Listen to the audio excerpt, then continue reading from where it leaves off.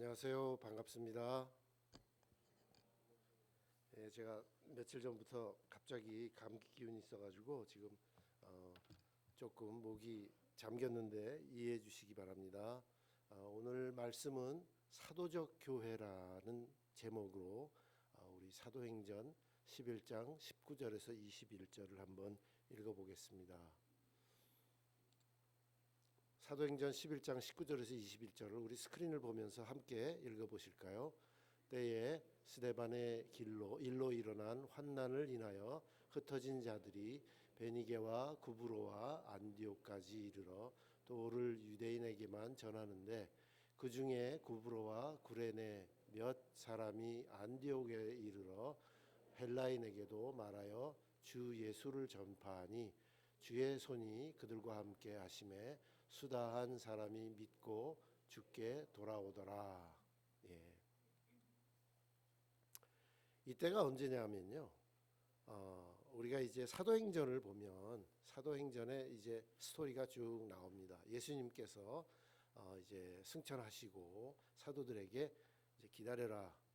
그러면 성령이 내릴 것이다라고 말씀을 하시면서 그래서 이제 성령을 다 받았어요. 오순절 성령을 다 받고 정말 교회는 굉장히 부흥을 했습니다. 성령께서 역사하시는데 교회가 부흥하지 않을 이유가 없겠죠. 그래서 이제 교회가 막 부흥을 하고 함께 나누고 그러는 가운데 이제 그 여러분들께서 보시면 이 헬라파 과부와 히브리파 과부가 좀 이렇게 다툼이 있었다. 우리는 좀 구제에 소외를 받는다라는 그런 이제 이 얘기가 생기고 그래서 좀 갈등이 좀 생겼습니다. 그래서 사도들은 우리가 이런 그 구제하는 일에 이렇게 휘말려 가지고 이런 그 로지스틱한 일만 하다가 보면 하나님의 말씀을 전파하는데 말씀을 전하는데 힘이 들겠다 해서 이제 7명의 집사들을 뽑게 됩니다. 여러분들 기억하시죠? 그래서 7명의 집사가 이제 뽑혀지게 됐습니다. 그래서 여기 나와 있는 사도행전 11장 19절에 보면 스데반의 일로, 이 스데반이 바로 이 스데반 집사입니다. 스데반 집사예요. 그래서 스데반 집사가 이제 사도행전 7장에 아주 복음을 정말 기가 막히게 성령께서 인도하셔서 뭐 스데반 집사가 얼마나 잘 배운 사람인지 잘 모르겠지만 복음을 엄청나게 정말 확신이 있고 뚜렷하고 분명하게 그리고 유대인들이 정말 쏙쏙 알아들을 수 있는 그런 말씀을 전하고 나니까 이제 유대인들이 이제 찔림을 받은 거예요. 그 찔림을 받았으면 우리가 잘못했구나. 예수님이 우리 구주시구나라고 믿어야 될 텐데 그러지 않고 스데반을 이제 돌로 쳐서 죽이는 일이 생겨납니다. 그래서 사도행전 8장 1절에서 6절을 보면 이렇게 나옵니다. 사울이 그의 죽임당함을 그라는 건 이제 스데반입니다. 죽임당함을 마땅히 여기더라. 그러니까 이제 사울은 스데반이 이게 나쁜 사람인 거예요. 이제 복음을 전하는 게 아니고 이단적인 설교를 했다라고 생각을 하는 거죠. 그래서 죽임당함을 마땅히 여기더라. 그날에 예루살렘에 있는 교회에 큰 핍박이 나서 사도 외에는 다 유대와 사마리아 모든 땅으로 흩어지니라. 이렇게 흩어진다고 말씀을 하고 있습니다. 그래서 2절에 경건한 사람들이 스데반을 장사하여 위하여 크게 울더라. 3절에 사울이 교회를 진멸할새 각 집에 들어가 남녀를 끌어다가 옥에 넘기니라. 그 흩어진 사람들이 두루 다니며 복음의 말씀을 전할새 빌립이 사마리아 성에 내려가 그리스도를 백성에게 전파하니 무리가 빌립의 말도 듣고 행하는 표적도 보고 일심으로 그의 말하는 것을 줬더라. 이렇게 기록하고 있습니다. 자, 여기에서 우리가 이 말씀을 보면서 잘 우리가 그냥 이게 스토리구나 그냥 이렇게 쭉 넘어가는 것이 아니고 이 글 속에 말씀 속에 들어있는 그 구절구절들에서 드러나는 그런 일들을 우리가 캐치해야 된다고 생각을 합니다.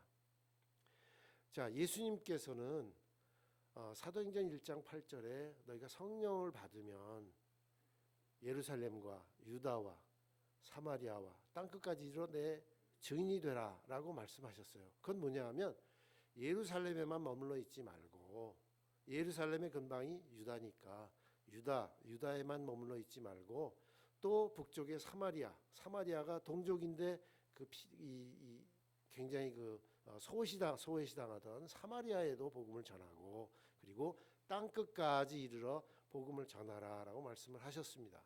자, 이렇게 말씀을 하시면, 자, 그러면 예루살렘에 가만히 앉아 있으면 유대에 있는 사람 전도할 수 있겠습니까? 안 되죠. 사마리아에 있는 사람 복음 전할 수 있겠습니까? 안 되죠. 땅 끝까지 그건 더더구나 안 되는 일입니다. 그러니까 이 말씀 자체는 뭐냐면 성령을 받고 확신한 믿음의 그 메시지를 다 소유를 하고, 성령님께서 우리와 함께 하시는구나 라는 그 확신을 가지면 그 다음에는 어떻게 하라는 거죠? 나가야 되는 거죠. 다 뿔뿔이 흩어져서, 흩어진다는 게 이렇게 막 너는 일로 가라 이렇게, 그거보다도 쭉 퍼져 나가서 유다와 사마리아와 땅끝까지. 그러니까 이제 이렇게 보면요, 예루살렘은 동질 문화입니다. 유대도 동질 문화예요. 근데 조금 거리가 있는. 그런데 사마리아는 동족임에도 불구하고 혼혈이기 때문에 문화적으로 좀 차이가 있는, 그리고 계속해서 유대인들에게 멸시를 받았던 이 혼혈인. 옛날 우리가 한국에서 안 좋은 말로 튀기야 튀기 이렇게 얘기를 했잖아요. 그래서 여러분들 그 소리 들으니까 또 굉장히 옛날 생각 나시는 것 같은데, 옛날에 그렇게 비하하는 발언을 많이 했단 말이에요. 그러니까 사마리아의 자기 동족들인데 그 사람들이 괜히 피가 섞였겠어요? 시리아에서 아수르에서 다 와가지고 점령을 했으니까 피가 섞인 것뿐이에요. 그러다 보니까 또 문화도 변했고. 자, 그런데 그 사람들을 이렇게 멸시했지만 이제는 가서 복음을 전해라라고 예수님께서 말씀하신 거예요. 그런데 이 예루살렘에 있는 그 크리스천들은 너무 재밌었던 거예요. 성령을 받았죠. 신앙생활하는 게 너무 재밌는 거예요. 막 모이면은 나누고, 또 없는 사람 또 나눠주고, 같이 먹고 예배드리고 찬양하고 교제하고 이런 것이 너무 좋았던 거예요. 그러니까 밖에 나갈 마음이 있었겠습니까? 없었겠죠. 그 사람들이 밖에 나간다는 것 자체가 별로 그렇게 머리에 생각에 들어와 있지 않은 그런 때였습니다. 그런데 사울을 통해서 핍박을 받게 된 거예요. 그러니까 사울은 완전히 예수 믿는 사람들을 핍박하는데 선봉이 된 거예요. 그 청년 앞에 옷을 내려놓고, 그러니까 옷 벗고 옷 입고 이렇게 돌멩이치기 힘들었던 모양이에요. 그러니까 옷을 벗어가지고 놓고 으쌰으쌰 하면서 돌멩이를 막 던져가지고 스데반을 순교를 시킨 겁니다. 그래서 핍박 자체가 같은 하나님을 믿고 같은 피를 나는 동족인 유대인들로부터 핍박이 시작된 것입니다. 그런데 8장 1절에 보시면 이렇게 나와 있습니다. 사울이 그의 죽음 당함을 마땅히 여기고 그날에 예루살렘에 있는 교회에 큰 핍박이 나서 사도 외에는 다 유대와 사마리아 모든 땅으로 흩어지니라. 다 흩어졌다 그랬어요. 사도들은 아직도 모여 있고, 유대와 사마리아와 모든 땅으로 믿는 자들이 이 핍박을 피해서 도망간 거예요. 자, 그런데 사도행전 1장 8, 요 구절을 딱 보시면 다 유대와 사마리아와 모든 땅으로 흩어지니라. 이 구절과 사도행전 1장 8절을 보시면 예루살렘과 온 유대와 사마리아 땅 끝까지 이르러 내 증인이 되리라 하시니라와 거의 뒤바뀐 모습이지만, 그러나 예수님께서 사도행전 1장 8절에 하신 말씀이 8장 1절에서 실천이 되고 있다는 것을 우리가 볼 수 있습니다. 그러니까 나가라고 했는데 나가지 않고 너무 재밌어서 모여서 쿵짝쿵짝 잘하다 보니까 하나님께서는 핍박이라는 그런 자극제를 허락하셔서 이 유대인들이 도망가도록 피난가도록 하면서 유대와 사마리아와 모든 땅으로 흩어지도록 하신 거예요. 하나님께서는 이렇게 핍박도 이렇게 쓰시는 그런 하나님인 것을 우리가 압니다. 자, 이런 상황 속에서 흩어졌단 말이에요. 흩어졌는데 여러분들 피난 가보신 적 있습니까? 혹시 여기 연로하신 분 중에는 6.25 때 피난을 경험하신 분들도 계실 거예요. 뭐 거의 없으시겠지만 벌써 이미 70년 전이잖아요. 근데 피난 가면은 무엇이 가장 중요한가요? 무슨 뭐 보따리가 중요한가요? 뭐 보따리도 있어야겠죠. 양식도 싸가지고 가야겠죠. 그러나 가장 중요한 것은 사는 거예요. 사는 거. 전쟁이 났고 공산당들이 내려오니까 살기 위해서 하여간 주랭랑을 치는 겁니다.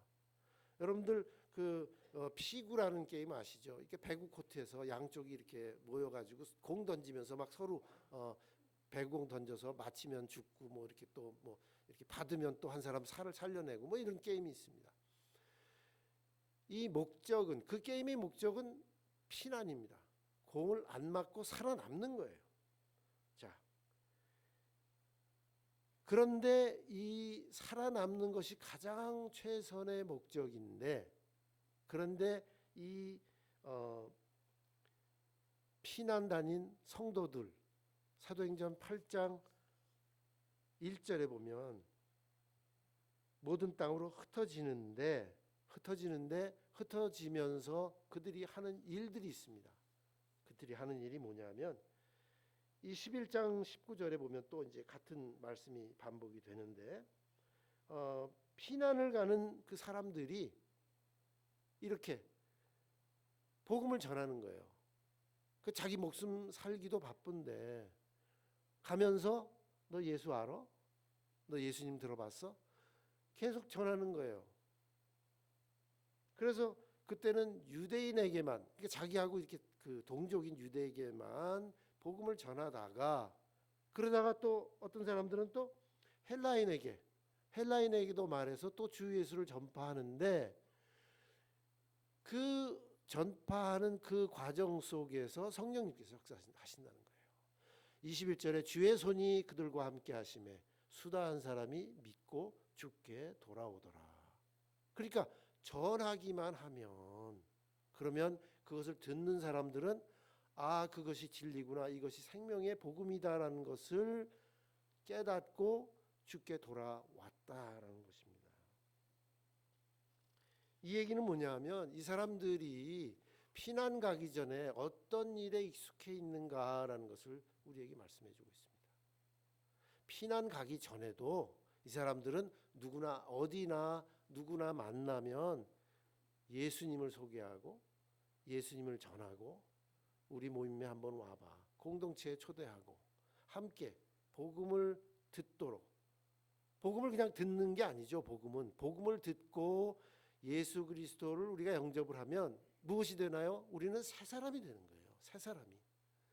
그러니까 새 사람이, 천국 백성들이 점점 늘어나는 일들이 예루살렘에서 있었는데 이런 핍박을 통해서 또 그 확장되는 하나님의 나라가 확장되고 그 하나님의 나라의 확장이 유대인뿐만 아니고 헬라인 또 이방인들에게 점점 전파가 되었다는 것입니다. 제가 오늘 여러분들에게 사도적 교회다라고 제목을 드렸는데 조금 생소하실지도 몰라요. 그러나 사도라는 말은 여러분들이 다 아시죠? 사도는 예수님과 함께 3년 동안 공생애를 같이 하면서 예수님께 직접 가르침을 받은 사람들이 사도입니다. 그렇죠? 그 안에는 이제 사도 바울도 사도가 되었지만, 그래서 이제 사도적 교회라고 얘기를 할 때 이 사도적이다라고 했을 때 그 단어는 아포스톨릭이라는 그런 단어를 씁니다. 그 아포스톨릭이라는 단어의 뜻은 뭐냐면요, of or relating to or deriving from the apostle or their teaching of missionaries or their work. 이게 뭐냐면 사도들과 그들의 가르침으로 시작된 교회라는 거예요. 그렇죠? 맞죠? 예수님께서는 승천하셨지만 한나라에 가셨지만 사도들은 남았단 말이에요. 그 사도들이 예수님께 배웠던 예수님이 가르쳤던 3년 동안에 우리가 사도 마태, 마가, 누가, 요한복음의 말씀이 있지만 그보다 훨씬 더 많은 이야기들이 있었을 거예요. 그 이야기들을 계속해서 예수님에 대한 자기들이 바라본 예수님, 자기들이 느꼈던 예수님, 자기들이 복음을 듣고 예수님의 말씀을 듣고 깨달았던 그런 것들을 계속해서 전달을 했던 거예요. 그것이 바로 사도들이 전달을 한 거예요. 또 예수님께서는 사도들에게 무엇을 말씀하셨냐? 전파하라. 그래서 둘씩 내보내기도 하고 70명을 내보내기도 하고 그래서 계속해서 그 연습을 시키셨던 거죠. 그래서 사도들은 예수님께서 자기에게 부탁하신 말씀대로 보여주신 대로 그대로 유대인들에게 전파를 한 것입니다. 그래서 이 뜻 자체가 사도들과 그들의 가르침으로 시작된 교회다라는 것입니다. 또는 선교사들 또는 그들의 사역이 주가 되는 교회라는 그런 뜻입니다. 그러니까 사도적이다라는 것은 교회 자체가 가졌던 정체성인 거예요. 그들의 아이덴티티였던 겁니다. 그들의 아이덴티티는 사도들로부터 받은 복음을 배울 뿐만 아니라 그 배운 복음을 다시 사도들과 똑같이 전파하는 그런 사람들이었다라는 것을 이야기를 할 때 우리가 사도적 교회라고 얘기를 하는 것입니다. 그래서 초대교회는 원래 사도적 교회인 거예요. 그러면 우리가 초대교회로 돌아간다라는 것은 사도적 교회로 돌아간다라고 얘기할 수 있습니다. 그래서 신학적인 사도적 교회의 속dom은 이제 네 가지로 나누어집니다. 그래서 첫째는 거룩성입니다. 교회는 세상과 구별되는 성령이 내주하시는 성전입니다. 맞죠? 그렇죠? 우리가 잘 알고 있는 거예요. 세상과 구별되는 성령이 내주하시는 성전이다.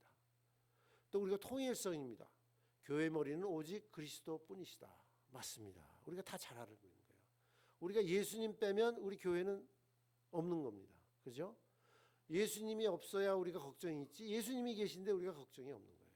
그리고 세 번째는 보편성입니다. 보편성이라는 것은 교회는 시대와 족속과 국경을 초월하여 하나이다. 자, 우리가 지금 샌디에고 한인연합 장로교회에서 예배드리고 있지만 그러나 우리가 다른 교회에 간다고 할 때 그 교회가 아주 낯설으신가요? 좀 예배 방식이 조금 다를 수는 있어요. 그죠? 좀 더 뭐 찬양이 좀 열정적이라든가 아니면 기도를 막 통성 기도를 하고 뭐 이런다든가 그런 조금 다른 점은 있을 거예요. 그러나 교회는 시대와 족속과 국경을 초월하여 하나입니다. 교회는 교회예요. 왜? 예수님께서 머리 되신 교회이기 때문에. 그러니까 거룩성, 통일성, 보편성에 대해서 우리는 다 뭐 얘기는 안 하지만 다 느끼고 있고 다 알고 있는 그런 것입니다. 가장 중요한 것이 사도성입니다. 교회는 사도들이 증거한 복음의 터 위에 세워졌다라는 것입니다. 만약에 사도들이 복음을 전하지 않았다고 하면 그럼 어떻게 복음을 예수님께서 사도들에게 전해준 복음을 어떻게 우리가 들었겠어요? 그렇죠?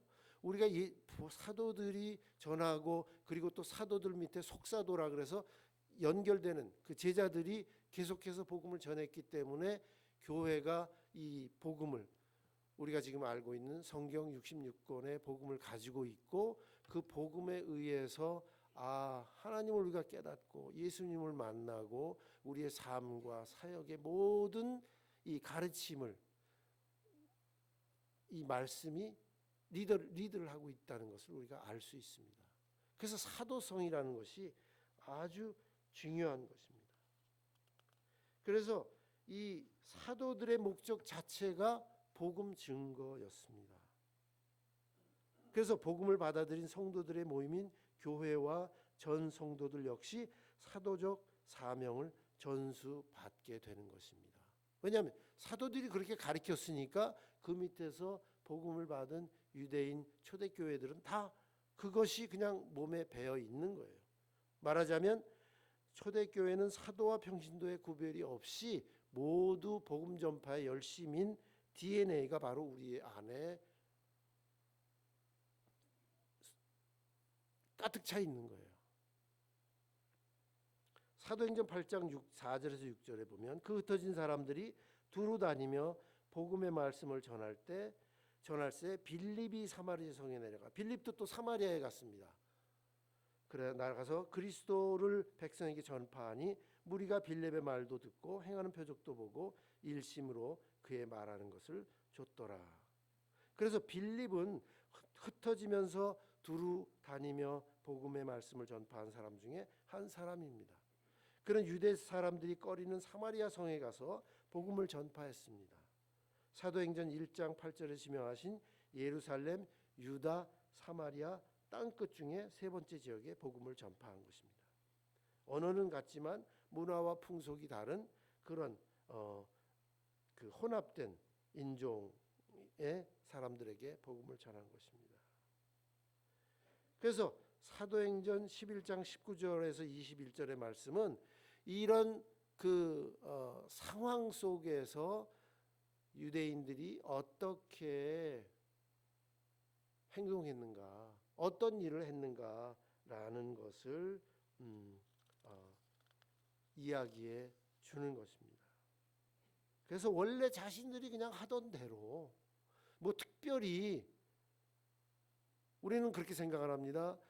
제자 양육 훈련도 받아야 돼. 뭐 좀 하려면 신학교도 가야 돼. 또 목사 안수도 받아야 돼.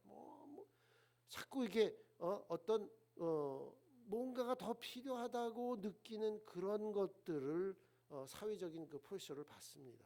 또 사회적인 어떤 그런 문화적인 영향도 있겠지만, 그러나 이 초대교회 성도들은 그냥 자기들이 하던 그대로 했던 거예요.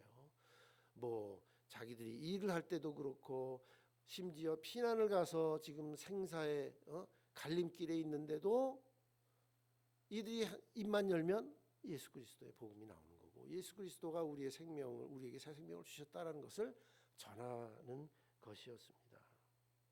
그래서 언제 어디에서나 그들의 삶은 목적의 변함이 없었던 거예요. 쉽게 말하면 목회자 평신도의 구분 없이 믿는 자들의 삶의 목적은 예수님께서 말씀하신 대로 제자를 삼고 복음을 전파하는 것입니다. 특별히 무슨 어떤 그 프로그램에 1:1 제자 양육이라든가 어느 기관에서 나온 양육 프로그램에 어떤 이름을 대는 것이 아니고, 예수를 믿고 예수를 따르면 예수의 제자가 되는 것입니다. 그래서 성도들 모두가 사도에게 주신 그 복음 전파의 사명을 감당할 때 사도적인 교회가 되는 것입니다. 그래서 우리는 어떤 그런 그 레이블이 필요 없이, 어떤 이름이 필요 없이 사도적 교회가 되는 것이 그게 정상인 거예요. 정상인 거예요. 괜히 어떤 교회 가니까 무슨 이상한 그 프로그램을 해서 막 열정적으로 뭘 한다 그래서 뭐가 되는 것이 아니고, 우리는 복음 그 자체를 소유한 DNA를 가지고 우리가 살 때 사도적 교회가 된다는 것입니다. 요즘 미국 목사님들 중에는 그렇게 부르는 목사님들이 있어요. 성도들 이렇게 부르지 않고 church, 교회라고 부릅니다. 왜냐하면 교회라는 그 뜻 자체가 성도들의 모임이기 때문에 그래요. 저는 개인적으로 아주 좋은 편이다라고 생각합니다. church. 그래서 교회들이요, 여러분들이 가진 사명을 우리가 감당합시다. 이런 식으로 부르는 겁니다. 선교학자 랄프 윈터 박사는 이렇게 얘기를 하십니다. 첫 번째 결단은 주님께 개종하는 결단이고, 두 번째 개종은 선교로 개종하는 결단이다라고 얘기를 합니다. 이 왜 이런 말씀을 하시냐 하면, 선교는 뭔가 특별한 사람들만 하는 거라고 생각을 하기 때문에 이런 얘기가 나오는 거예요. 우리가 예수 그리스도를 받아들이고 예수 그리스도를 주로 모시고 예수 그리스도의 복음대로 산다고 한다면 선교는 그냥 우리가 매일 하는 겁니다. 매일 하는 거예요. 내 남편에게 할 수도 있고 내 아내에게 할 수도 있고 내 자녀들에게 할 수도 있고 내 손자 손녀에게도 할 수 있는 것. 손자 손녀들이 아무것도 모르지만 예수님에 대해서 증거하는 것. 이것도 제가 볼 때는 하나의 선교라고 생각을 합니다. 왜냐하면 이 우리 그 젊은 세대들이 학교만 들어가면 이상한 걸 배워요. 그렇죠? 요즘 그 뭐 동성애 이 커리큘럼이 막 들어와 가지고 아이들한테 이상한 그림 보여주고 네가 남자냐 여자냐 뭐 이런 것부터 시작해 가지고 너는 딴 게 될 수도 있어 뭐 이런 식으로 해 가지고 지금 뭐 성 개념이 완전히 뭐 20 몇 개, 30 몇 개 자꾸 늘어나고 있어요. 그런 걸 가리킨단 말이에요. 그러나 우리 할머니 할아버지들이 손자 손녀들에게 예수 그리스도를 전파하고 예수 그리스도가 가진 그런 이 도덕적인 말씀들, 우리가 십계명만 제대로 가르쳐도 우리 아이들에게 가르칠 건 다 가르친 겁니다. 솔직히 말씀드리면 우리가 율법전서 이렇게 막 그냥 늘어나지만 그것을 압축해서 보면 그냥 십계명, 간단한 십계명으로 끝납니다. 왜? 하나님 공경하고 부모님 공경하고 이웃 사랑하고 이웃의 물건을 존중해주고, 그러면 내가 남의 거 훔칠 일도 없고 사기칠 일도 없고 부모님에게 불효할 일도 없고, 그러다 보면 그 부모님에게 효도하는 것 자체가 그 모습이 또 하나님 리스펙트하고 공경하고 하나님 예배드리고 하는 그런 모습으로 다 이게 되는 것이 하나님께서 만들어주신 십계명의 그 정말 오묘하고 절묘한 10개의 계명입니다. 그러니까 선교는 내가 꼭 선교사가 돼서, 뭐 제가 선교사라서 그런 것이 아니고 선교사가 꼭 돼가지고 파송받고 뭐 훈련받고 해서 선교를 해야 되는 것이 아니고 이 유대인들이 도망다니면서 했던 그런 자연스럽게 행했던 그런 그 삶의 모습, 삶의 선택들이 바로 선교라는 것입니다. 그래서 모든 교회가 선교에 참여하도록 부르심을 받았지만 모든 교인들이 다 타문화 선교사가 되어야 하는 것은 아니다라고 이렇게 말씀하십니다. 어떤 분들은 꼭 선교사가 되어야 할 것 같았는데 아니어도 되는구나, 안심하시는 분들도 또 계실 거예요. 꼭 나가야 되는 건 아닙니다. 여러분들이 가진 재물, 기도, 또 여러분들이 가진 작은 것들을 쉐어하는 이런 것들이 바로 이 선교적인 일에 다 동참하는 것입니다. 초대교회 300년 동안은요, 핍박을 엄청나게 받았습니다. 죽기도 많이 죽었어요. 십자가에 달려 죽고 뭐 짐승에 물려 죽고. 그럼에도 불구하고 초대교회 성도님들은 모두는 사도적인 교회로서의 이 각자가 사도적인 교회로서의 사명을 잃지 않았습니다.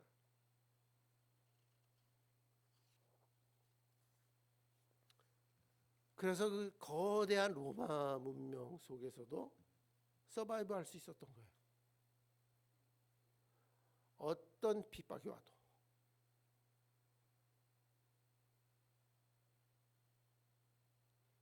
주님께서 가르쳐 주신 그 말씀대로 사는 거예요. 죽으면 죽으리라.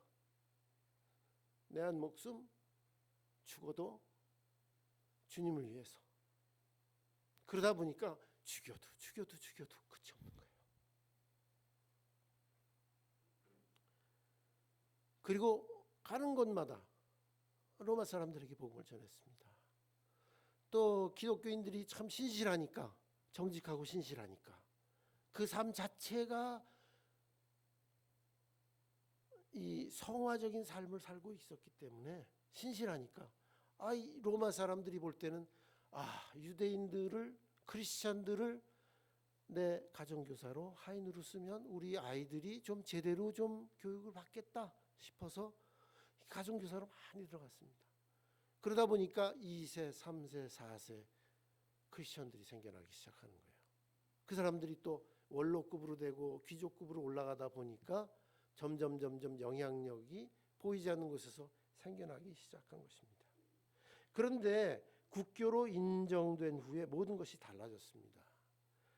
메노나이트 교단의 무슬림 이 선교를 주로 이제 연구하시는 데이빗 쉔크라는 박사가 계십니다.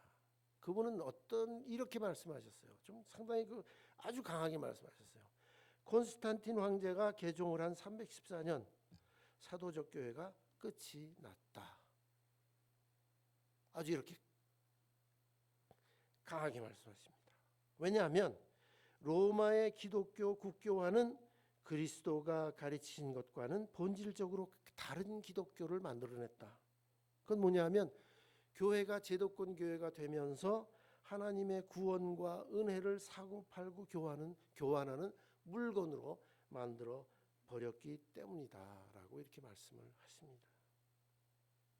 기독교가 국교가 되면서 크리스천들은 자유로운 예배가 가능해졌습니다. 신앙생활도 가능해졌고 핍박은 사라졌습니다. 그와 동시에 복음을 땅끝까지 전하는 사도적인 교회로서의 사명을 잃어버리게 되었습니다. 한국교회 선교의 대부이자 선구자이신 고 조동진 박사님도 이것에 대해서 강력하게 주장을 하셨어요. 로마가 국교가 시작되면서 사도적인 DNA를 잊어버렸다.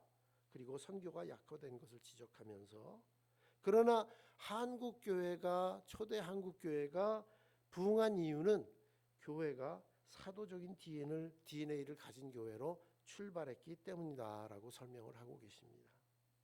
그래서 한국교회가 아주 연약했을 때에 1912년에 벌써 중국 산동에 선교사들을 보내기 시작했던 것입니다. 그랬기 때문에 우리가 아는 대로 70년대, 80년대까지 한국에 엄청난 부흥의 역사가 있었습니다. 우리 미주 교회들도 80년도에 엄청난 부흥이 있었습니다. 그리고 많은 젊은이들이 신학교에도 가고 저도 그때 헌신을 했고 하는 그런 일들이 일어나게 된 것입니다. 그래서 그 조동진 목사님께서는 이렇게 말씀하세요. 한국교회가 사도적인 DNA를 잃어버려선 절대로 안 된다라고 말씀하셨는데 지금 한국교회의 모습이 막 사도적인 DNA가 없어진 것뿐 아니고 그 안에서의 그 문제들과 이 부패로 인하여 교회가 세상을 변화시키는 교회가 아니고 세상에 지탄을 받는 교회가 되어버려진 것입니다. 그래서 우리가 예수님께서 사도들에게 말씀하신 그 목적, 삶의 목적, 신앙의 목적, 우리가 예수 그리스도를 믿는 목적을 잊어버리면 이미 우리는 사도적 교회로서의 역할을 감당하기 힘들게 된다는 것이죠. 제가 오늘 항공모함과 크루즈십을 잠깐 소개하면서 제 말씀을 마무리하도록 하겠습니다.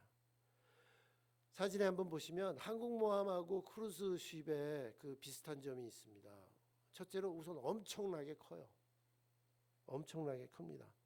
길이가 보통 한 300m 이상 돼요. 배가. 그리고요, 이 옆에 보시는 게대로 아이젠하워는 항공모함이고 오에시스 오브 더 시라는 배는 한 7, 8년 전에 이제 새로 만들어낸 배인데요. 우선 항공모함을 한번 보실까요? 항공모함은 이 11만 3,800톤이나 됩니다. 기럭지가 333m, 그리고 활주로가 4개나 있습니다. 그리고 그 안에는 해군이 약 5천 명이 타고 있습니다. 이 배의 목적은 뭐냐면 이 비행기를 띄우는 거예요. 그러니까 비행전을 하는 거죠. 비행기를 막 띄워가지고 적군을 공격을 하고 그 적진을 초토화시킨 다음에 이제 육군이 들어가든지 해병대가 들어가든지 이렇게 들어가도록 하는 그것이 최고의 목적입니다. 그러니까 바밍과 에어파이트가 목적입니다. 그런데 이 크루즈십은 좀 다릅니다. 기럭지는 비슷해요. 한 361m. 근데 22만 5천 톤이나 됩니다. 거기에 이 배, 특별하게 이 배에 5,400명의 승객이 탈 수 있어요. 그리고 그 안에 2,200명의 승무원들이, 그러니까 서빙하는 승무원들이 타고 있습니다. 그래서 이 크루들은 뭐를 하냐면 배를 관리하고 음식을 만들고 방을 청소하고 뭐 이런 일들을 쭉 합니다. 근데 이 목적이 뭐냐면 승객들이 좋은 베케이션을 즐기게 하는 것이 이 배의 목적입니다. 항공모함은요, 이 다 군인이라고 제가 말씀드렸잖아요. 그래서 어떤 일을 하든지 다 군인이에요. 그래서 군인들이 가지고 있는 그 마인세트, 그 목적이 딱 같습니다. 전쟁에 이기는 거. 그거 하나예요. 그래서 혹시 취사병이라 할지라도 그들이 가지고 있는 프라이드는 굉장히 셉니다. 왜? 내가 없으면 이 많은 식구들 누가 먹이나? 이런 거예요.